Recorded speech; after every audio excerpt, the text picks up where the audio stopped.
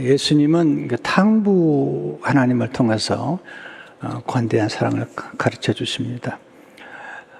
돌아온 탕자의 비유는 충격적인 비유입니다. 예수 믿지 않은 사람도 알고 있는 비유입니다. 둘째 아들이 아주 무례합니다. 아버지가 아직 돌아가시기도 전에 유산을 달라고 하는 겁니다. 조금 극단적인 표현을 하게 되면 왜 빨리 안 죽습니까? 그렇게까지 극단적인 표현을 할 수 있을 겁니다.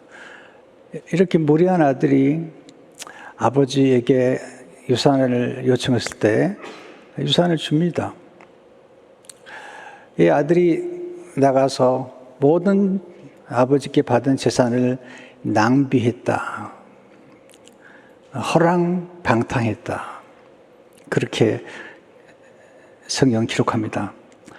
근데 그 아들이 돌아왔는데 아버지가 매를 준비하는 게 아니라 그를 환대하고 관대한 사랑을 베풀으셨다. 그런 스토리죠. 22절, 23절을 보시면 아버지는 종들에게 이르되 제일 좋은 옷을 내어다가 입히고 손에 가락지를 끼우고 밭에 신을 신기라. 그리고 살찐 송아지를 끌어다가 잡으라. 우리가 먹고 즐기자. 이게 충격적인 사건이에요. 충격적인 말씀이죠. 탕자가 돌아왔는데 아버지가 탕자보다 더 놀라운 일을 하고 계신 겁니다. 더 헤프게 돈을 쓰신 거죠. 그래서 탕부 하나님이란 책을 쓴 팀 켈러 목사님께서 이 탕부 하나님은 풍성하고 아낌없이 흩어주는 하나님, 그런 뜻이라는 겁니다. 그러니까 탕자에서 쓰는 프로디갈이라는 그 표현이 풍부하게 흩뜨리다는 뜻을 가지고 있는데 탕부 하나님은 어떤 분이신가? 무모할 정도로 씀씀이가 헤프다. 하나도 남김없이 다 쓴다. 그런 이제 뜻을 가지고 있다고 팀 킬러는 이야기합니다. 하나님 우리를 위해서 거룩한 낭비를 하시는 분입니다.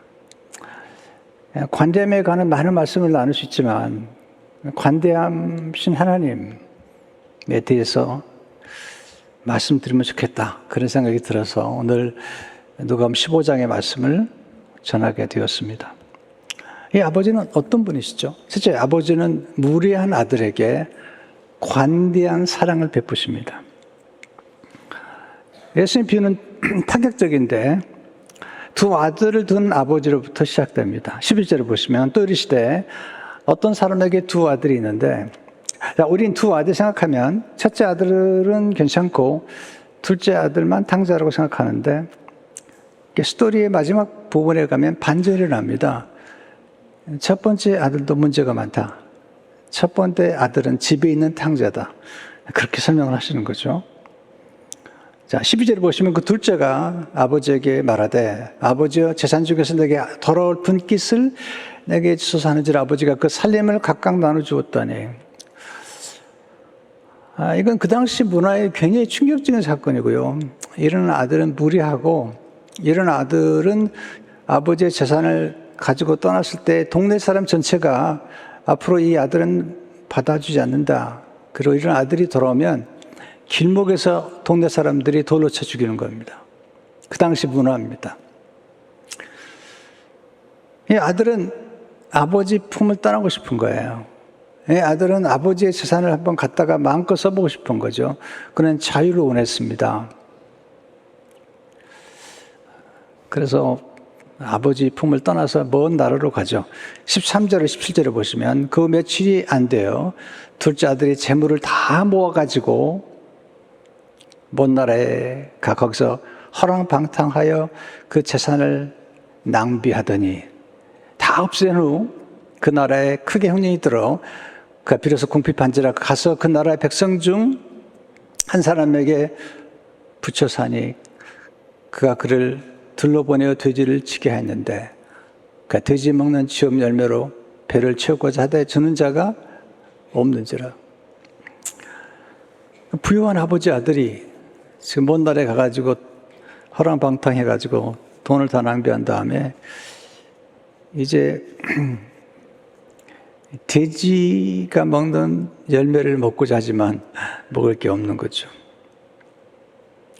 거기서 참 다행히도 아들이 그 고난 중에 아버지를 생각합니다. 아버지 집은 품꾼도 배부른데 그런 생각을 하게 된 거죠. 아버지의 부유하신가 아버지의 넉넉함을 생각하면서 그는 아버지께 돌아가기로 생각합니다. 굉장히 중요한 사건이죠. 자, 17절에서 10절을 보시면 이에 스스로 돌이키려되 내 아버지에게는 양식이 풍족한 품꾼이 얼마나 많은가. 나는 여기서 줄여 죽는구나. 내가 일어나 아버지께 가서 이르기를 아버지 내가 하늘과 아버지께 죄를 지었사오니 지금부터는 아버지 아들이라 일컬음을 감당하지 못하겠나이다. 나를 품꾼의 하나로 보소서 하리라 하고 이에 일어나서 아버지께로 돌아가니라. 네. 인간은 참 모순되는 게 있는데요. 사람은 자신이 머무는 곳이 얼마나 좋은 곳인지를 몰라요. 늘 다른 곳을 생각합니다. 한국에 나가보면요. 한국이 정말 좋거든요. 그런데 한국을 지옥이라고 생각하는 사람들이 많아요. 미국 좋지 않으세요? 우리는 자기가 머무는 것을 늘 기뻐하지 않아요. 사람은 늘 행복이 먼 곳에 있을 거라고 생각합니다. 사람은 환경을 바꾸면 행복이 찾아올 것이라고 생각합니다. 심지어 어떤 사람은 사람만 바뀌면 나는 행복할 거라고 생각합니다. 근데 행복이 그렇게 주어지는 게 아니거든요. 자녀들은 부모의 품을 떠나 자유를 만끽하면 행복할 것이라고 생각합니다. 사람은 많은 소유가 행복을 줄 것이라고 생각합니다. 이 탕자가 진짜 아버지의 재산을 다 모아가지고 소유가 늘었지만 그건 행복하지 않았고 그게 찾아온 것은 허망함. 내가 다 얻은 줄 알았는데 허망하다. 네, 그런 게 얼마나 우리 인생에 많아요. 이것만 붙잡으면 행복할 줄 알았는데 내가 이 자리에만 앉으면 이런 권력의 자리에만 앉으면 행복할 줄 알았는데 허망하다. 그런 겁니다. 그토록 원했던 행복을 손에 넣었다고 생각했는데 신기루처럼 빠져나간 겁니다. 사람이 실패하거나 어려워지면 열등감이 생깁니다. 그래서 정체성을 망각하죠. 분명히 아들인데 이제 품꾼의 하나라고 생각하게 됩니다. 근데 감사한 건 이 아들이 고난 중에 깨어난 겁니다. 사람은 깨어질 때 깨닫게 됩니다. 고난과 가난과 실패를 통해서 깨닫게 됩니다. 깨어지면 깨달음을 낳습니다. 깨어짐이 은혜입니다. 깨어진 틈 사이로 깨달음의 빛이 스며듭니다. 깨달을 때 회개하게 됩니다. 회개하면 천국이 임합니다. 마태복음 4장 17절에 보면 이때부터 예수께서 비로소 전파하여 이르시되 회개하라 천국이 가까이 왔느니라 하시더라. 회개란 방향을 바꾸는 것입니다. 탕자가 아버지께로 돌아갑니다. 20절에 보면 일어나서 아버지께로 돌아가니라. 이 한순간이 중요합니다. 제가 다음 시간에는 시간 수업에 대해서 말씀드리겠는데 예고편을 좀 말씀드리면 모든 시간은 순간입니다. 순간을 통해서 인생은 변화됩니다. 이 탕자의 경우에 일어나 아버지께로 돌아간 이 한순간이 그의 미래를 바꿔놓는 겁니다. 도대체 아버지의 관대한 사랑은 돌아오는 아들을 환대하시는 사람, 환대하다. 아들이 돌아올 때 그는 두려웠습니다. 자신이 없었습니다. 아들 취급받을 생각도 하지 않았습니다. 품꾼의 하나로만 여겨줘도 충분하다고 생각했습니다. 많이 겸손해졌죠. 19절을 보시면 지금부터는 아버지 아들이라 이 걸음을 감당하지 못하겠나이다. 나를 품꾼의 하나로 보살하리라 하고 혼자 연습하는 겁니다. 그런데 아버지한테 갔더니 놀라운 경험을 하게 됩니다. 상상을 초월한 일이 벌어진 겁니다. 아버지가 그를 기다리고 계셨던 겁니다. 사실 스토리에는 그런 얘기가 자세히 안 나오지만 아들이 떠나는 날부터 아버지는 아들을 기다리셨습니다. 그리고 멀리서 아들을 알아보고 그를 측은히 여겨서 달려가서 목을 안고 입을 맞춥니다. 20절에 보시면 이에 일어나서 아버지께로 돌아가니라. 아직도 거리가 먼데 아버지가 그를 보고 측은히 여겨 달려가 목을 안고 입을 맞추니. 여기서 우리가 깨달을 수 있는 아버지의 사랑, 하나님 아버지의 사랑은 어떤 사랑일까요? 아버지의 관대한 사랑은 오래 참고 기다리시는 사랑입니다. 아들이 떠나는 날부터 기다린 겁니다. 그 당시 전화기가 있었던 것도 아니고 카톡이나 이메일이 있었던 것도 아니고 언제 찾아올지 모르는 아들을 기다리는 겁니다. 왜냐하면 잘못하면 동네 사람들에게 걸리면 아들이 죽습니다. 돌에 맞아서. 그래서 아버지가 먼저 만나야 됩니다. 돌아왔는데 아들의 옷이 남루하고 그리고 초췌합니다. 몸에서 돼지 냄새가 나고 이상한 냄새가 납니다. 그 당시에 아버지들은 애정 표현을 잘 하지 않아요. 지금도 마찬가지죠. 아버지들은 자녀들에게 애정 표현을 잘 하지 않아요. 잘 못해요.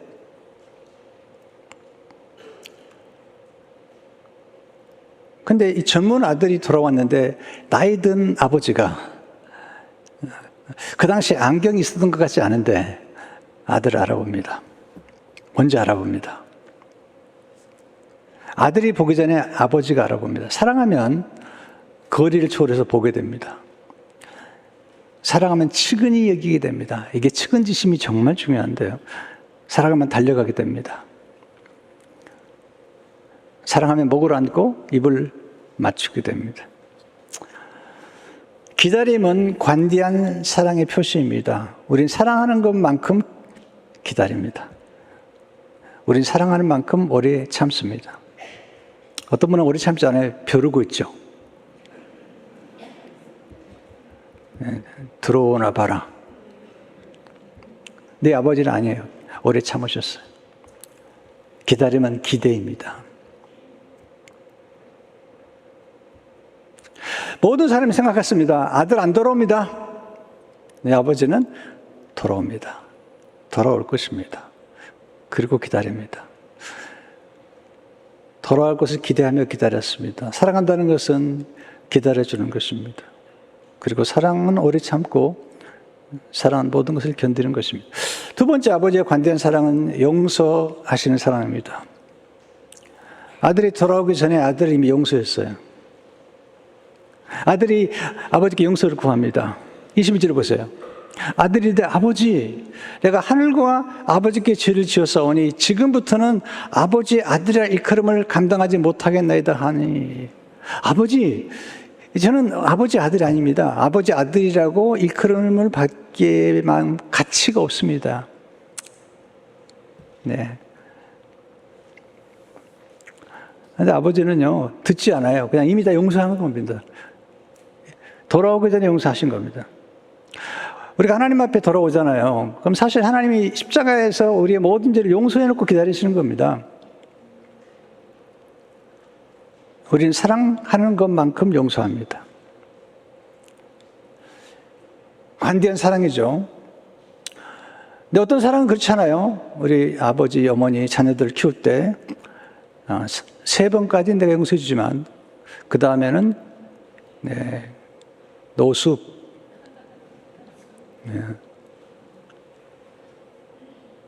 아내들이 남편을 용서하죠. 참 고맙죠. 그러나 어느 날 가면 이렇게 얘기하죠. 이번까지가 마지막이야. 한 번 더 그러면 국물도 없어. 이게 이제 노습이라고 하는 얘기인데요. 이건 용서가 아니라 협박인 겁니다. 이거 위협하는 것입니다.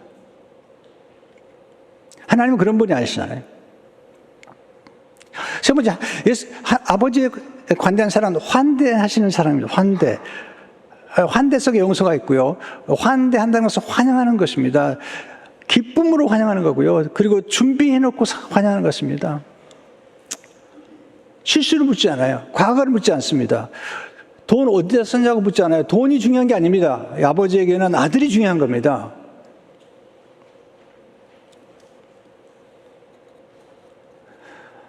여러분, 자녀가 아버지가 어머니 차를 사줬는데 사고가 났습니다. 막 처음에 배울 때 좀 그럴 수 있잖아요. 그때 어떻게 반응하시나요? 몸은 괜찮냐로 반응하십니까? 아니면 차가 어떻게 되냐고 물으십니까? 여러분, 차가 중요한 게 아니라 자녀가 중요한 것입니다. 환대, 모든 것을 준비하고 환대 속에 조건이 없습니다. 넷째로, 아버지의 관대한 사랑은 치유하시고 회복하시는 사랑입니다. 관대한 사랑을 받으면 치유됩니다. 당자가 치유됩니다. 환대는 회복을 낳습니다. 아버지가 그 잃어버린 모든 지위를 회복해 줍니다. 21, 23절 보니 놀라운 말씀. 아버지는 종들이 이르되 제일 좋은 옷을 내어다가 입히고, 이 제일 좋은 옷이 무슨 옷일까요? 아버지 옷입니다. 아버지의 옷을 입은 아들을 누가 건들겠습니까? 동네 사람도 안 건드립니다. 아버지의 옷을 입었는데요. 그리고 말합니다. 손에 가락지를 끼우고, 이제 상속자와 같은 사인화가 되는 겁니다. 발에 신을 신기라. 그 당시에 종들은 신발을 신지 않았습니다. 아들만 신었거든요. 자녀만 신었거든요. 그리고 살찐 송아지를 끌어다가 우리가 먹고 마시자. 이 내 아들은 죽었다가 다시 살아났으며 내가 잃었다가 다시 얻어노라 하니 그들이 즐거워하더라. 아버지 옷을 입었다는 것은 그가 아들이라는 겁니다. 그의 신분을 회복시켜 주는 거죠. 그리고 모든 자녀의 권세를 회복시켜 준 것입니다. 얼마나 기뻐하는지 몰라요. 24절에 보면 내 아들은 죽었다가 다시 살아났으며 내가 잃었다가 다시 얻었노라. 지금 돈이 문제가 아닌 겁니다.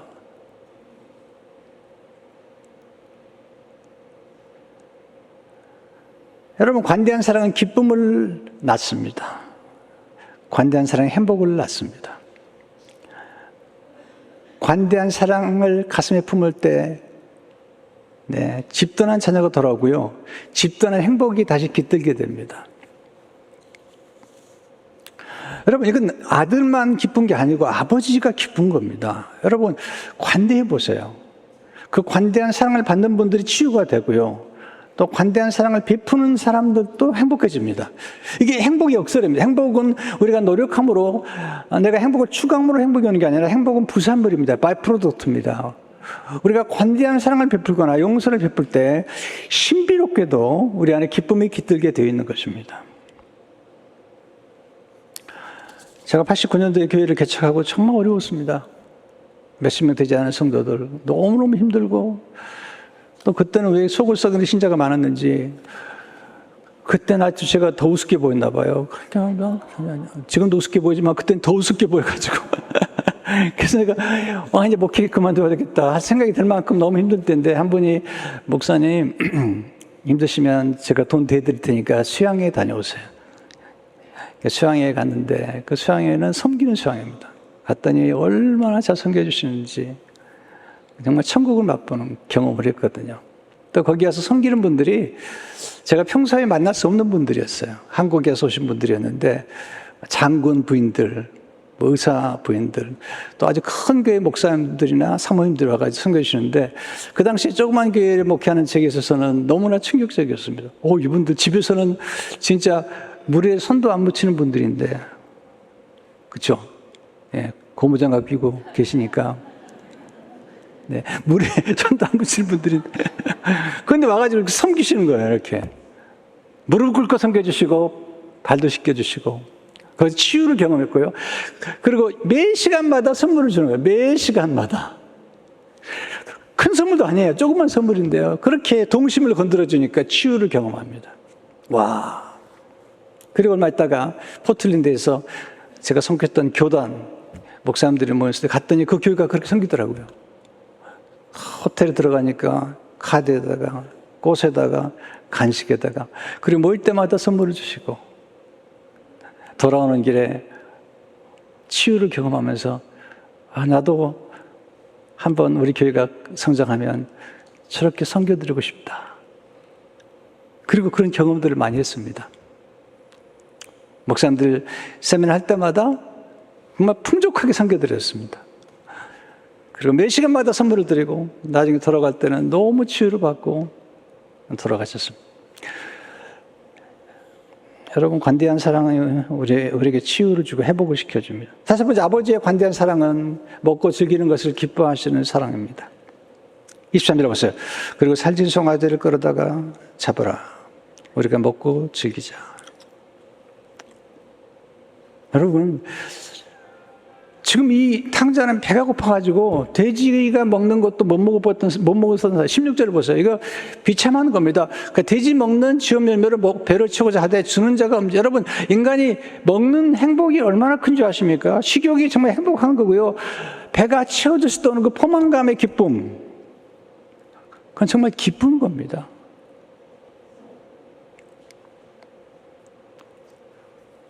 하나님이 주신 가장 좋은 선물 중에 하나가 먹고 즐기는 겁니다. 그런데 예수님께서 세리와 지인들과 먹고 즐기는 꼴을 못 보는 사람이 있었습니다. 바리새인과 서기관들입니다. 가끔 보면요, 먹고 즐기는 꼴을 못 보는 사람이 있어요. 교회에서도 뭐 먹으면요, 뭘 자꾸 먹자고 그러냐고 그러는데요. 여러분, 우리 문화는 먹는 문화입니다. 우리 다 먹는 거예요. 네. 챔피언도 먹어야 되고, 네. 돈도 먹어야 되고 다 먹는 거예요.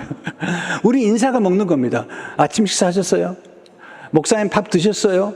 이게 인사입니다. 한국 문화는 먹는 게 너무 중요한 겁니다. 먹자고 하는 일입니다. 예수님도 떡으로 오셨어요. 떡으로. 그만큼 먹는 게 중요한 거예요. 먹는 것은 먹는 걸 넘어서서 교제하는 거죠. 그치? 즐기는 겁니다. 먹는 걸 즐기는 것 정말 중요한 거잖아요. 제가 요즘 조금 먹는 거 즐거워져가지고요. 좀 살 것 같아요. 먹는 게 기다려지는 거예요. 그리고 먹고 나면 옛날에 배가 부르면 기분이 나빴는데 정말 이 포만감에 기분이 싹 좋아가지고 야, 이게 막 코카콜라도 땡기고 막 커피도 마시기 시작했습니다. 제가. 이야, 놀라운 일이에요. 먹는 즐거움 대단히 좋은 겁니다. 근데 누가복음 15장 1절을 보세요. 사실 이 바리새인 서기관 때문에 예수님이 이 비유로 말씀. 모든 세리와 죄인들이 말씀을 들으러 가까이 나오니 바리새인과 서기관들이 수군거리를 이르되 이 사람이 죄인을 영접하고 음식을 같이 먹는다 하더라. 수군거리는 사람들.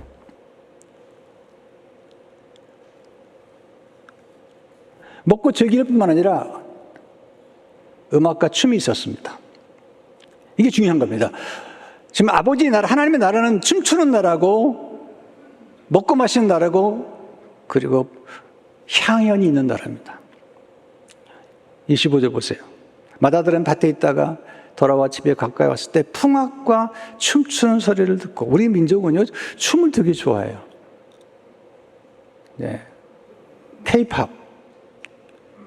연변에 갔더니요, 연변에 있는 우리나라 그 연변족이라, 연변족이 아니라 거기 그 중국에 사는, 네. 그분들이 모이면요, 조금만 이게 CD 틀어놓고요, 춤을 춰요, 한국 사람들은. 와, 정말 멋있어요, 우리나라 사람들은요. 그러니까 우리나라 사람들은 춤을 정말 잘 추는, 아파트 해가지고. 와, 정말 막, 이게 말이야, 중독이 돼. 우리나라 사람들 진짜 대단한 사람들이죠. 뭐 연주하는 거 보면 기가 막히잖아요. 근데 사탄이 제일 싫어하는 게 뭔지 아세요? 우리가 기뻐하는 겁니다. 사탄은 유머가 없어요. 크리스찬들이 즐거워하는 꼴을 못 봐요. 이게 사탄입니다. 심각하. 그러면 안 됩니다. 여러분, 재밌어야 됩니다. 좀 즐기세요. 좀 여행 좀 가세요. 어떤 분은 너무 여행을 안 가요. 그래가지고 목사가 여행 가는 꼴을 못 봐요. 휴가를 절대 안 갑니다. 매일 새벽기도 나오고 365일 새벽기도 나오고 목사가 새벽기도를 빠지면 그 꼴을 못 봐요. 휴가 가는 꼴을 못 봐요. 1세대들이 대단하잖아요. 어떤 분을 보면요, 교회에서 주무시고 목회를 했어요. 이런 분들은요. 그래 후임이 집에 가는 꼴을 못 봐요. 여러분, 잠은 집에서 자야 됩니다. 왜 교회에서 자는 겁니까 도대체? 제발 부탁입니다. 그런 것 기대하지 마세요. 1세들이 라떼 꼰대가 되는 겁니다. 라떼는 스타벅스에 있습니다. 우리 교회 카페에도 라떼가 있습니다. 그러지 마세요. 1세대가 고생했다고 2세대가 고생해야 됩니까? 그러지 마세요. 그러는 거 아닙니다. 하나님 그런 분이 아니세요. 천국 문화는 기쁨의 문화입니다. 잔치하는 문화입니다. 그리고 희락의 문화입니다. 저는요, 이렇게 뱅큐 하는 게 좋아합니다. 먹는 거 되게 좋아합니다. 제가 많이 못 먹을 때도요, 먹는 거 되게 좋아합니다. 그 남이 먹는 걸 즐거워합니다. 제가 조금 먹어도 우리 부목 사람들은 잘 먹어요. 즐거워합니다, 제가. 요즘은요, 먹지를 못하겠어요. 왜냐하면 옛날에 조금 먹고요, 다 나눠줬거든요. 이번에 가서 점심 먹는데, 나 마저 먹을 수 있는데, 부목사님이 얘기하는, 목사님, 그 갈비 남은 거 져주세요.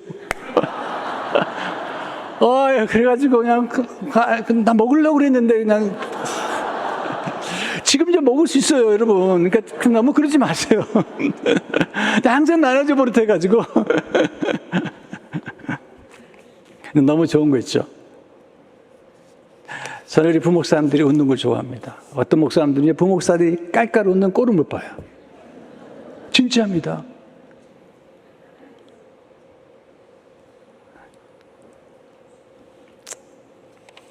세 번째. 아버지와 관대한 사랑은 불평하는 마다들까지 품으시는 사랑입니다. 자, 이게 반전인데요. 자, 둘째 아들이 문제가 아니라 첫 번째 아들이 문제인 거죠.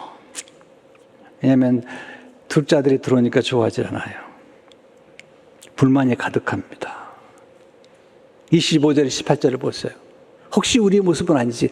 맏아들은 밭에 있다가 돌아와 집에 가까이 왔을 때 풍악과 춤추는 소리를 듣고 한 종을 불러 이게 무슨 일인가 물었는데 대답해 당신의 동생이 돌아왔음에 당신의 아버지가 건강한 그를 다시 맏아들에게 됨으로 인하여 살찐 송아지를 잡았나이다 하니 그가 노하여 들어가고자 아니하건 아니 동생이 왔는데 지금 화가 나 있는 거예요. 왜? 이 동생이 들어온 순간부터 뭐가 왜 화가 나냐면 아버지의 재산을 같이 탕진했잖아요. 그러니까 아버지가 재산을 때 3분의 1씩 나눈 겁니다. 아버지도 살아계신가 3분의 1, 그 다음에 첫째 아들 3분의 1, 둘째 이제 아버지가 돌아가시면 제가 다 챙기는 건데 둘째 오는 바람에 또 3분의 1씩 또 나누게 생겼어요. 얼마나 화가 났어요. 근데 재산을 다 탕진한 이 동생이란 말을 쓰지도 않아요. 살찐 송아지 잡았습니다. 왜 지가 화가 납니까? 화가 나면 살찐 송아지가 화가 나야죠. 아니, 살찐 송아지가 잘못한 게 뭐가 있어요? 화가 나면 살찐 송아지가 화가 나야지. 왜 첫째 아들이 화가 나는 거예요? 그래도 안 웃는 분 계신데 대단합니다. 이 첫 번째 아들 말투 좀 들어보세요. 이게 우리 말투예요. 교회 오래 다니는 사람들 말투입니다. 28절부터 30절 보세요. 아버지가 나와서 권하되 아버지가 대답하여 이르되 내가 여러 해 아버지를 섬겨 명일 어김이 없거늘 내게는 염소새끼라도 주어 나와 내 벗으로 지게 가시니 없더니 아버지의 살림을 창녀들과 함께 삼켜버린 이 아들이 돌아오며 이를 위하여 살찐 송아지를 잡으셨다. 보세요. 자기 의를 과시하려고 자기 동생을 망가뜨려요. 자기가 창녀하고 놀았는지 어떻게 알아요? 상상하는 겁니다.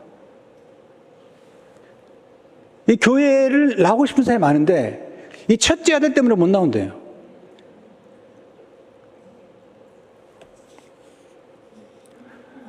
말투가 좋지 않습니다.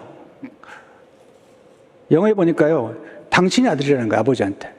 This son of yours. 당신은 자기 동생이 아니라는 거예요.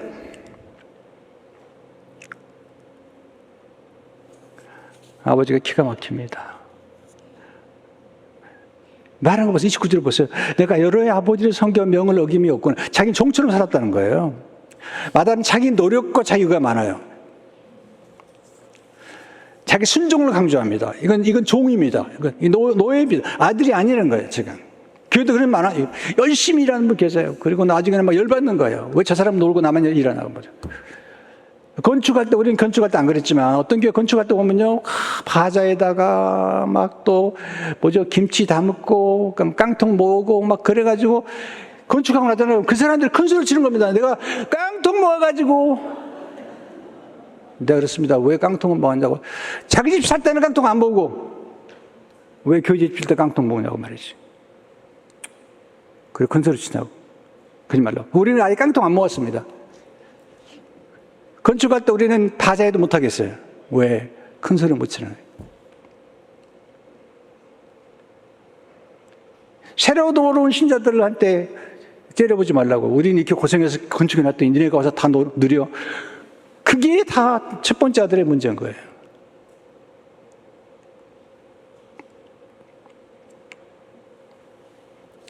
그런데 아버지가 참 놀라운 분이세요. 28절 보세요. 그 노예에 들어가고자 하지 않냐거늘 안 들어가려고 그런 거예요. 아버지가 나와서 고난데 이게요 참 기가 막히게 공동번역 보니까 이렇게 얘기하네요. 그래서 아버지가 나와서 달랬으나 들어가자. 우리 같으면 야단칠 것 같은데 세 번역에 보니까 나와서 그를 달랬다. 현대의 성경이 더 적나라합니다. 그의 아버지가 나와서 사정했으나 큰아들에게 사정을 합니다. 우리 들어가자. 동생 왔지 않느냐. 들어가자. 31절, 32절 보세요.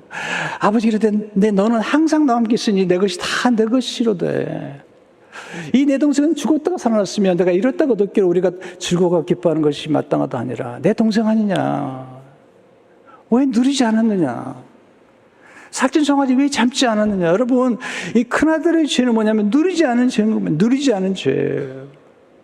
먹고 마시고 춤추고 음악 듣고 왜 안 했냐는 겁니다. 왜 종처럼 살았냐는 겁니다. 여러분 종처럼 살면 안 됩니다. 좀 누리십시오. 여행도 좀 가세요. 하나님이 관대하시잖아요. 모든 만물을 만들어 놓으시고요. 다 우리 보고 보라는 거예요. 꼭 돈만 있어 가는 거 아니잖아요. 가까이 가세요. 그냥 차 타고. 말리부도 산타모니카도 오션사이드도 나가라비치도 다 공짜. 다 공짜예요. 공짜. 가라는 겁니다. 먹고 마시세요 좀. 우리 교회 가끔 뱅퀴 투어다. 뱅퀴. 내가 뱅퀴 되게 좋아합니다. 왜냐하면 교인들이 와가지고 뱅퀴 타면 거기 꽃도 있고 나중에 꽃도 가져가고. 여러분 우리 교인들이요 세상에 나가면 이런 데 못 받을 때가 많아요. 근데 교회 와가지고 대접 받아보는 거예요. 치유를 경험하는 겁니다. 근데 그걸 또 못마땅하게 생각해가지고 뭐 왜 뱅퀴이라는 이름을 붙이느냐. 종광예배를 해라. 막 그러면 여러분 그러지 마세요. 교회 와서 좀 누려야 됩니다. 전 우리 교회 강사님 오시면요 대단히 잘해드립니다. 아주 제너러스하게 해드립니다. 성교관 들어오셔도 최대한 사람이 왜? 그분들이 왔다 가면요 저한테 그래요. 장로님도 훌륭하시다고. 장로님도 훌륭하니까 이렇게 제너러스한 거라고. 여러분 교회가 은혜스러워야 됩니다. 우리 교회 오신 목회자들은요 이렇게 한번 왔다 가시면 가서 선전합니다. 새성비전교회 좋은 교회, 관대한 교회. 우리 교회 강사님 초청하면 누구나 다 옵니다. 소문이 나가지고.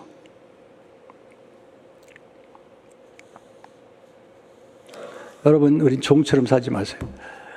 예수님 말씀하세요. 요한복음 8장 35절이 충격적인 말씀인데요. 종은 영원히 집에 거하지 못하되 아들은 영원히 거하느니라. 우리는 아들인 겁니다. 우리는 하나님의 기뻐하시고 사랑하시는 아들이고 딸인 겁니다. 우리는 하나님 아버지 집에 거할 사람들이고 우리의 정체성은 하나님의 자녀입니다. 종이 아닙니다. 물론 우리가 청지기적 정신과 살긴 하지만 그렇지만 우리의 정체성을 잊으면 안 되잖아요. 그래서 맏아들인 예수님은 관대한 사랑을 베풀어 주시는데 이 놀라운 반전이 일어납니다. 팀 켈러가 이렇게 말합니다. 비유에 나오는 첫 번째 아들은 동생을 찾아가지 않았지만 예수님은 맏아들로 오셨다. 로마서 8장 29절을 보게 되면 하나님 미리 아신 자들 또한 그 아들의 형상을 본받기 위하여 미리 정하셔 이는 그로 많은 형제 중에서 맏아들이 되게 하십니다. 예수님이 첫 아들로 오셔가지고 그 탕자의 비유에 나오는 큰아들은 동생을 찾아가지 않았는데 하나님의 맏아들 예수님은 동생을 찾아온 거예요. 누가복음 19장 10절을 보세요. 인자가 온 것은 잃어버린 자를 찾아 구원하려 하시는 동생을 찾아온 것입니다. 그리고 동생의 죄를 대신 담당해 주시고 동생의 빚을 대신 갚아주신 겁니다. 예수님께서 아주 관대하게 로마서 8장 30절을 보세요. 자기 아들을 아끼지 아니하시고 우리 모든 사람을 위하여 내주시니까 어찌 그 아들과 함께 모든 것을 우리에게 주시지 아니하겠느냐. 여러분 천지를 창조하신 하나님께서 모든 걸 주시고요.